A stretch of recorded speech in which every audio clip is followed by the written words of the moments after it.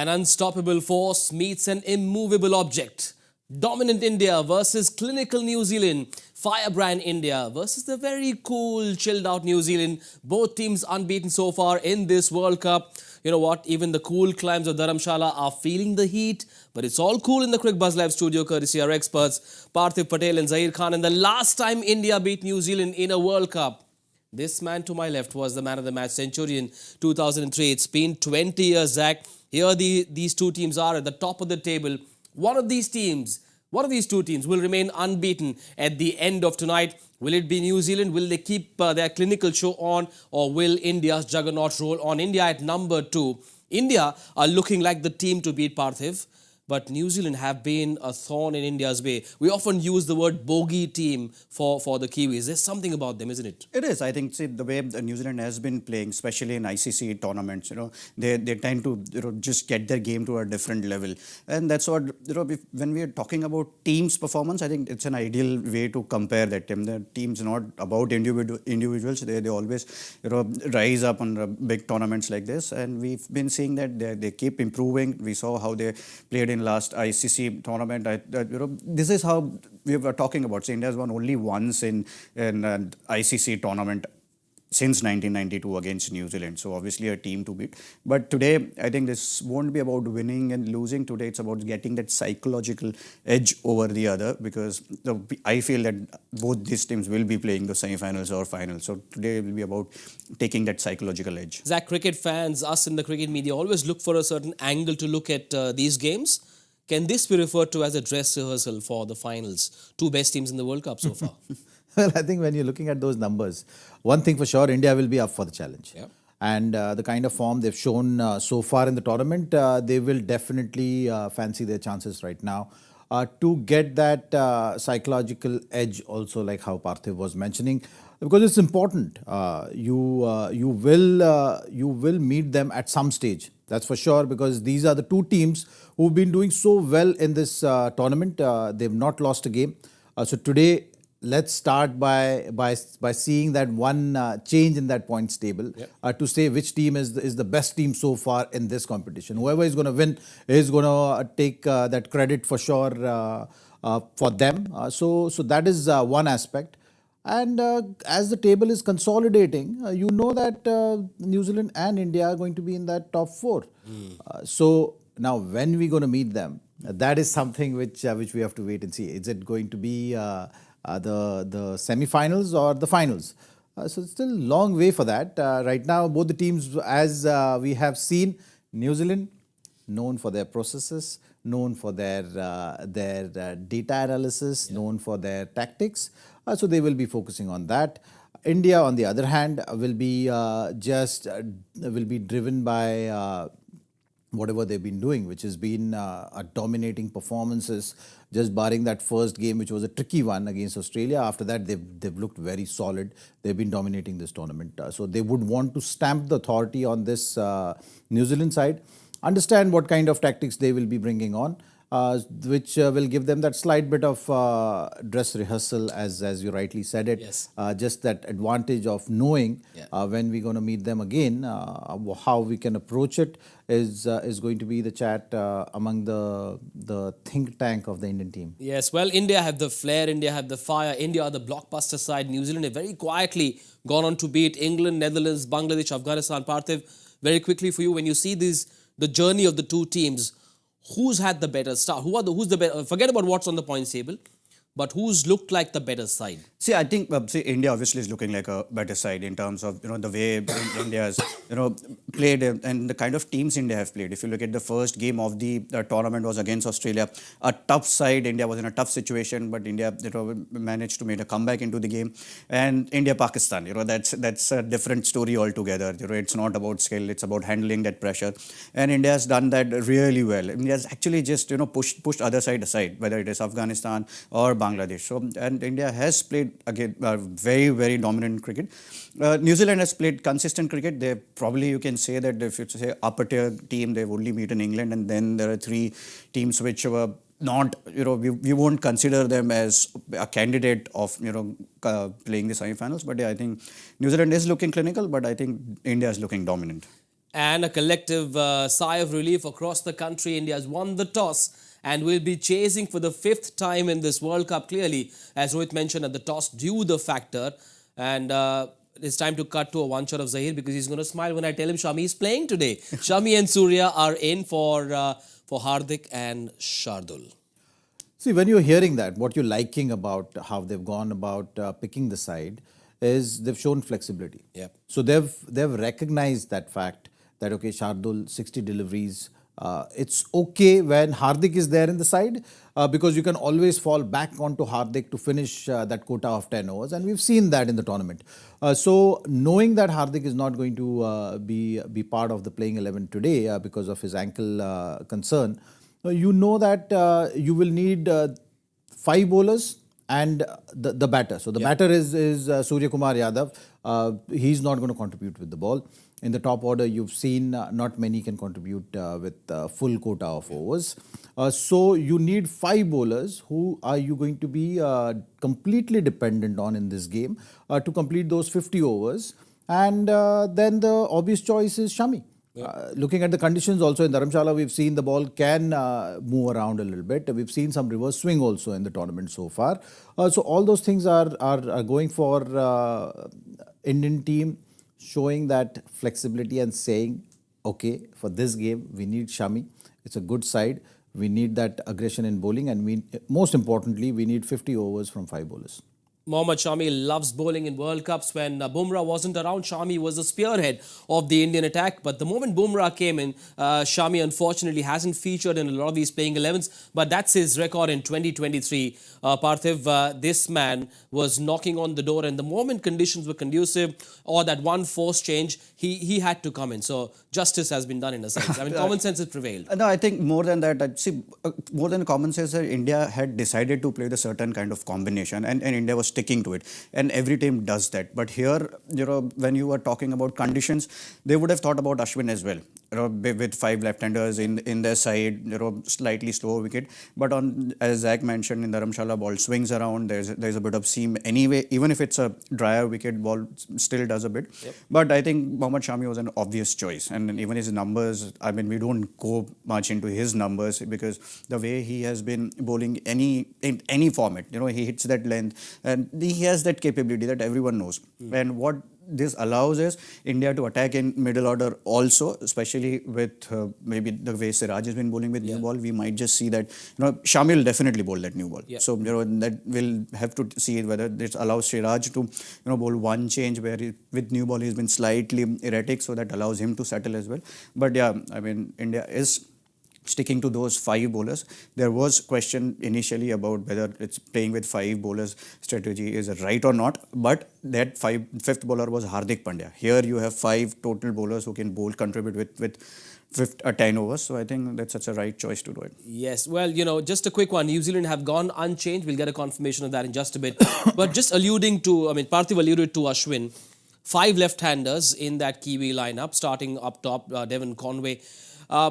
Is it the short boundaries that would have perhaps discouraged India from going in with Ashwin?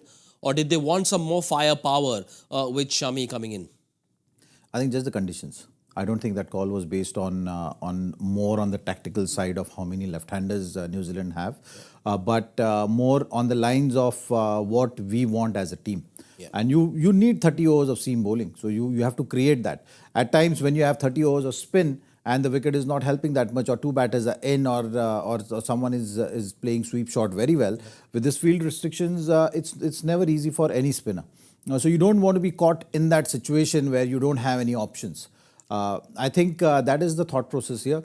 You might see Rohit rolling his arm over, is what I'm expecting, just to maybe give a couple of overs here there. Yes, let's once again give you a confirmation of New Zealand's playing 11. Remember, they've won 4 games. There was talk around the availability of Tim Southee. The word is that he was available. But Parthiv, there is no space for him in this lineup because Matt Henry's bowled beautifully. You don't drop Trent Boult. Lockie Ferguson allows them the flexibility to bowl in, wherever you want to. So there was no place for Tim Southee. Yeah, but there is no need either. I mean, the way we've seen New Zealand played throughout the tournament, and see, they started in first game with a bowler less, and they probably made that choice from second game, and they brought in Lockie Ferguson, who brings a lot of firepower into it. He brings a lot of pace. Trent Bolt's numbers are brilliant against India, and Matt Henry has been bowling well. And then they've got Mitchell Santner, who's bowling really well as well, and Glenn Phillips, if there is a left-hander, he comes in and contributes as well. So I don't think New Zealand there was any need of changing their playing 11, and that's exactly what New Zealand did, and that's what New Zealand does, through the tournament. They try and keep the settled squad, and when you're not needed, there is no point bringing in a experienced player. Yes, you are tempted to get Team Saudi, who's had a good numbers against India also on swinging condition, but you usually when you're winning, you stick to your same playing 11. Yes, for now though, we will focus on India's bowling. Remember, India have won the toss and they've chosen to bowl first. And I was just wondering, with Dharamshala having this really cool climate, clearly bowlers would be in a position to make the ball talk. And I was wondering where Jasprit Bumrah would feature on something we call the Naukri career score, where Cricbuzz and Naukri.com, India's #1 job portal, have come together to create something called the Naukri career score. And Jasprit Bumrah has been an absolute revelation. He's been a sensation really after his comeback. He's missed out on a lot of cricket, but Parthiv, there you see him at #5, and he's really making the ball talk, miserly as ever as well. Yes, that's something which we've been talking about. The Naukri career score is not about the wickets you've taken or runs you've scored. It's about how much impact you have created on the game, and that's what Jasprit Bumrah does. In this World Cup, I think he's got a wicket in every game. If he has not taken a wicket, then he's been economical. So that is the reason why you see him bowling in all the phases, and he's as consistent as ever. And that's why you see Jasprit Bumrah in that consistency mark is at #1. That's what he does, consistently. Just another look at that graphic now. He's at number 46 on longevity because he's missed out on a lot of cricket. But purely, Zach, on impact and on win contribution, look at those numbers. He's leaving his imprint on this World Cup campaign. Yeah, I mean, you look at how he has gone about doing his business, isn't it? And you look at how the captain also has used him. So it's about how you start with the new ball. Yeah. You look at that first 10 overs, you want 2 wickets on the board. Ideally, as a bowling unit, that's why the captain throws the ball at you. And he's bowling 3 or 4 overs there in that first spell, consistently giving wickets to the side. You've seen it with Mitchell Marsh, the way he got him in the slips, getting those outswingers going. So all those aspects are very important with the new ball. Now let's come to the middle phase of the game, where sometimes the partnership is building, sometimes you have set batters in, or you have that phase where 35th over, batters are looking to just up the tempo a little at that stage. Captain brings you back at that stage, and he's been giving you wickets there also. So that is the dependency of a leader on Bumrah, the leader with the ball, leader of the bowling unit. Back end, we've seen what he can do. Yeah. You've seen that delivery which he bowled to Mahmudullah, the way he bowled that Yorker. Mahmudullah was nowhere there. That's the ability he has. So he's ticking all the boxes, helping the side with the new ball, with the old ball in the middle phase when and if required. And you have the back end, which has been his strength for the longest time. So that makes him a complete bowler in this format. Yes, Jasprit Bumrah has been a subject of great study for cricket lovers all across. And with the Naukri career score, it's where Naukri, India's #1 job portal, uses all their expertise in helping grow careers. And all that applied to cricket stats gives us a brand new way of looking at cricket careers. Time now to look at Tom Latham, the captain of New Zealand. No Kane Williamson, no problem, said Tom Latham. And if you look at his numbers, Parthiv, he seems to revel. He's reveling in this role as captain because his numbers with the bat as captain are fabulous, as you can see. Yeah, I mean, there are certain players who likes that responsibility, that extra responsibility. See, you have to remember he is captain, he is wicket keeping as well, and is playing that very, very important role when the middle overs are going on. The game actually has been changing throughout the World Cup. We've seen that teams have succumbed to that pressure, or they've not been able to build on that start. But Tom Latham does it brilliantly, and on top of everything, he likes to play against India. He's got great numbers against India as well. So plus that he gives that left-handed option in the middle.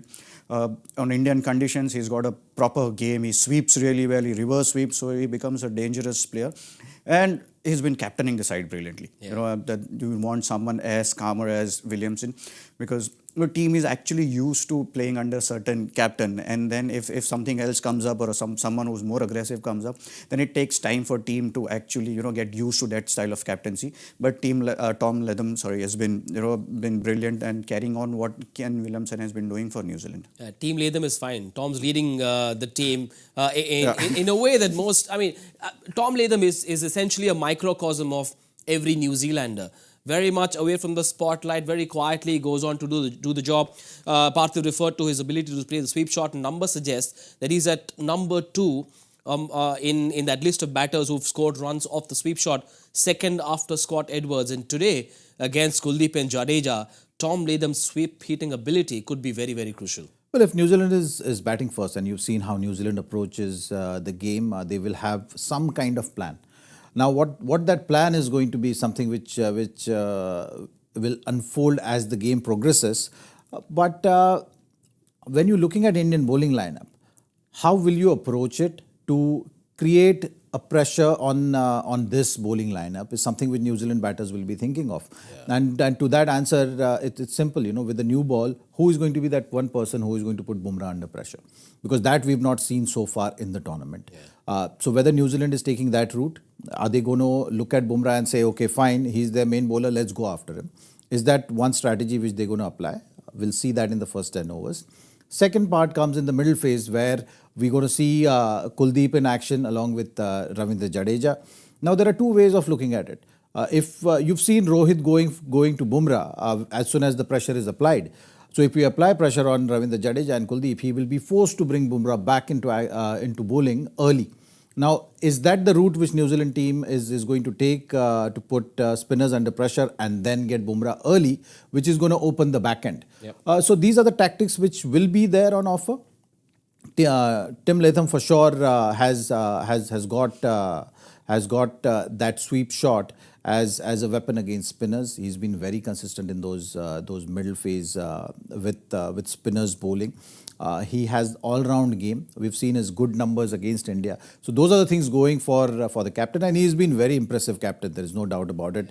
We all were thinking, okay, Kane Williamson not being here, big tournament, what's going to happen to this side? But in fact, he's shouldered that responsibility very well for his team. And in Kane Williamson's absence, now the responsibility is back onto him. So this game, from that point of view, from that angle, because we've been saying that New Zealand is a tactical team, what kind of tactics they're going to use with batting and put this Indian bowling lineup under pressure is something which I'm curiously watching. Yes, Zaheer Khan summed it up beautifully. It's a game of chess, and Rohit Sharma has often brought Bumrah back, as Zach said, to get that breakthrough. Now, that's where India have been very, very dangerous. In 3 of the 4 matches that India won so far, India have been able to apply that middle overs choke, Parthiv. These numbers tell a story. It's impossible to get big runs against India in the middle overs with only 4 fielders outside. Yeah, that's credit should be given to Ravindra Jadeja and Kuldeep Yadav. They have been bowling really well. They are not giving away anything. They are actually forcing the batters to play big shots, and that's when the wickets are coming. You've seen maybe the spinners have not been run through the side, but you see whatever pressure they have applied. Then whenever Siraj or Bumrah has come in and they have taken the wicket. So it is about bowling in partnership. So today will be Rohit will have that advantage with Zach touched upon, that they'll have 3 attacking bowlers to attack with, whether it is Shami, Siraj or Bumrah. So today we may not see Ravindra Jadeja bowling 5-6 over on trot. He will be bowling those short spells, and every time you will see a couple of overs of burst from fast bowlers in between. That's how I think India will approach this inning, and because you don't have a 6th option. So you have to make sure that how to use those 5 bowlers. But whatever captaincy I've seen of Rohit Sharma, I think Rohit is actually more comfortable when there are only 5 bowlers. He rotates them really well, and he knows how to take wickets. He always thinking wickets. So probably this could be a great sign for Indian team where 3 fast bowlers are playing and 2 spinners playing on a difficult ground, smaller ground, high altitude. Yes, that's a great insight from Parthiv Patel. These economy rates in the middle overs also tell you a story of how accurate India have been in the middle overs. Very miserly, don't even give away easy singles. They make the opposition earn those runs. Well, what's important is the number of wickets they've taken through this phase.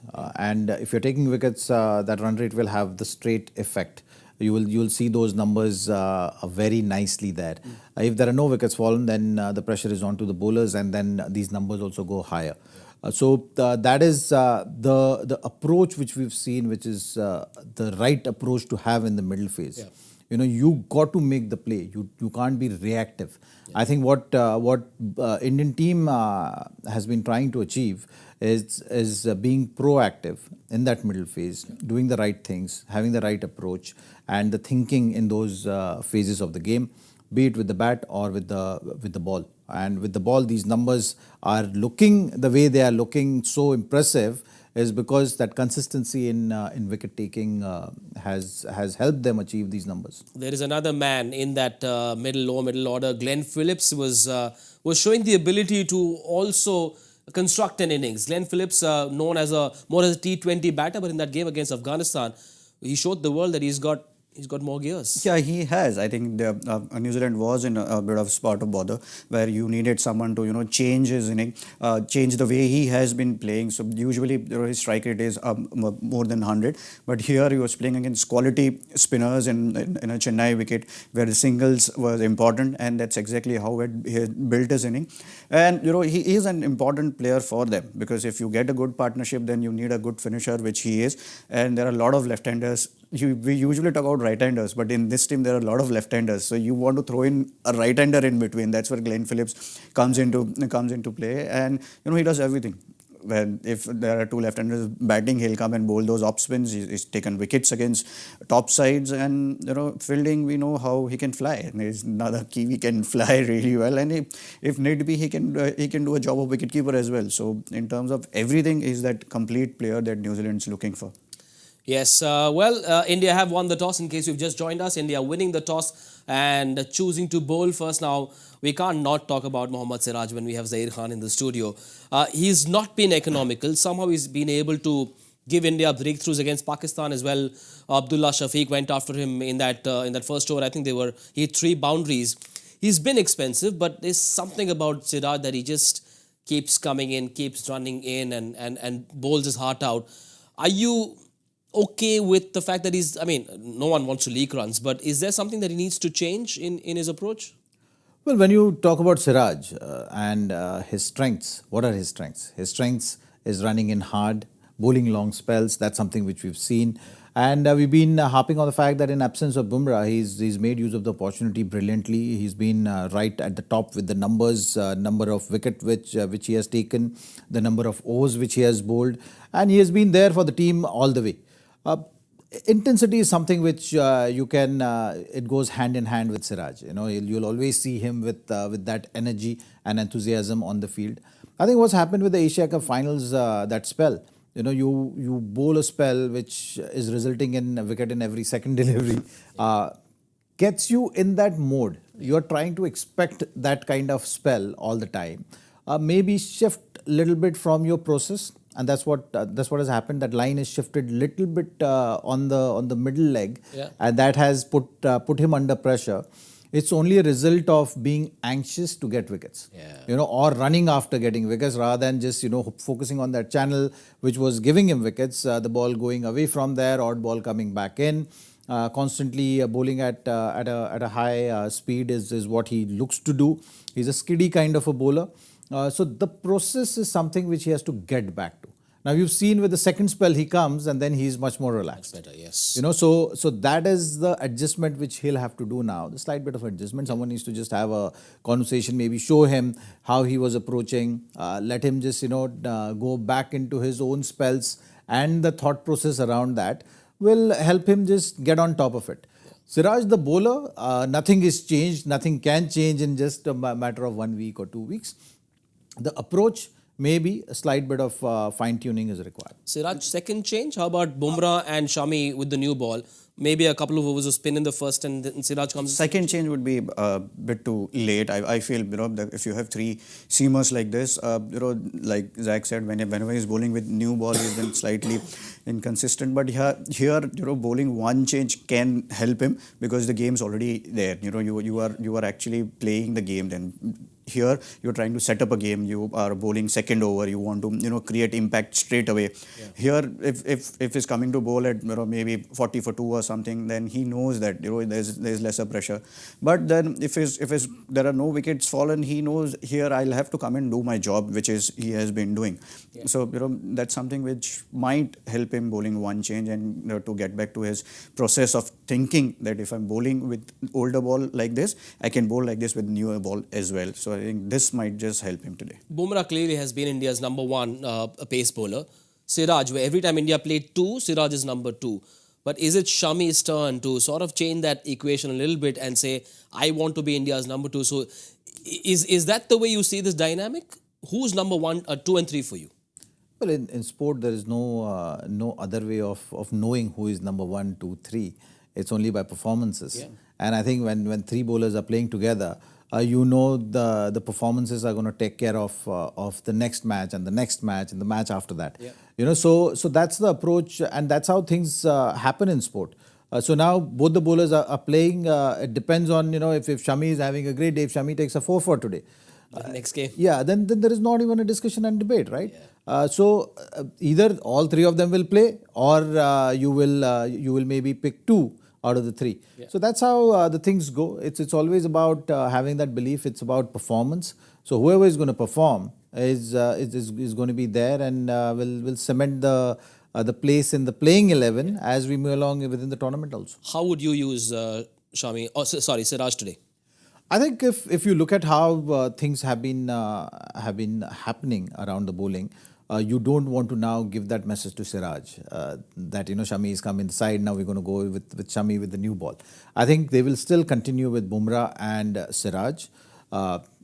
Maybe Bumrah might bowl 3 or 4 overs. 4 overs is what we've been bowling seeing. 4 overs. We might see him bowl only 3 overs today, and then Shami will come early in the attack. If Siraj is continuing with a decent economy and has taken a wicket. If he has not taken a wicket, then it might be Bumrah bowling 4, Siraj bowling just 3, Shami coming back, and then Siraj going from the other end is something which we'll see. Tough being a captain. So much to think about. So many equations, so many combinations that Rohit Sharma will have to think of. Only 5 bowlers though. Remember, 2 changes, no Hardik Pandya. One man who gives India 2 options has forced India to make 2 changes. In comes Surya Kumar Yadav. Shardul Thakur out, Hardik Pandya out, in come Mohammad Shami, Surya Kumar Yadav. So 3 pacers, 2 spinners, only 5 bowlers, and we might see Rohit Sharma or Virat Kohli bowl a little bit. New Zealand meanwhile have gone in unchanged, just the one lead spinner for them in Mitchell Sander. Glenn Phillips can bowl a bit as well, and that apart they've got the pace quartet, the pace trio of Matt Henry, Trent Bolt and Lockie Ferguson. What is at stake? Both these teams have been unbeaten in this tournament so far. The team that wins will go top of the table. New Zealand and India both locked at 8 points, 4 and 4 for both teams. One team will remain unbeaten at the end of this. It's going to be one of those cracking games. Remember, India hasn't beaten New Zealand since 2003 when Zaheer Khan was the man of the match, picked up a 4-wicket haul. That's what we'll keep reminding him and reminding all of you of. It's the dominant Indian side versus the clinical Kiwis, and it's now time, in the absence of Joy Bhattacharya, to give you today's Joy Factor question. What is it? Is it an easy one today? Which cricketer holds a record for most test runs in an Indian ground where Tamim Iqbal is the highest run getter in T20 internationals? Any idea, gentlemen? No idea. Zach? India, New Zealand playing today. Yeah, so it has to be. Good clue. Okay, it looks like you're going to have 7 hours to crack that one. Make sure you send in your entries. Also with hashtag #AskCricbuzz you can send in your questions for Parthiv Patel and Zaheer Khan. Before we say goodbye, gentlemen, New Zealand batting first. Your predictions. 290. 310. 270. Oh. That's what it is. Go Shami, go Siraj, go Bumrah, go Kuldeep, go Jadeja. Grounds You guys are go. size. Grounds are size. That's okay. Smaller ground. 5 bowlers, good enough. We'll see. India won the toss, bowling first. New Zealand batting first. Those are our predictions. Thank you, Parthiv. Thank you, Zaheer. We will see you on Cricbuzz Combox after 15 overs. Bye for now.